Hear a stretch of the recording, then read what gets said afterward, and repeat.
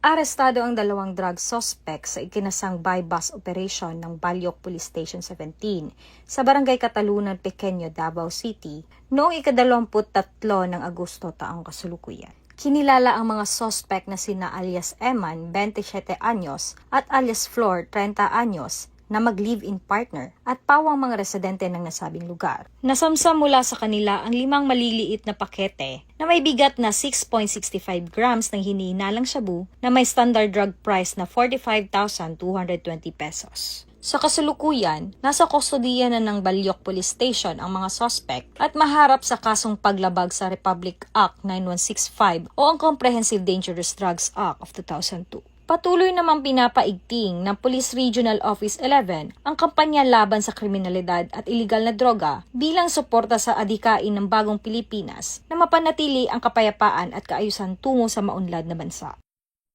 Mula dito sa Rion 11, ako ang inyong PNN correspondent, Patulhuman Mariel May Dungkila, alagad ng batas, tagataguyod ng Balitang Pulis.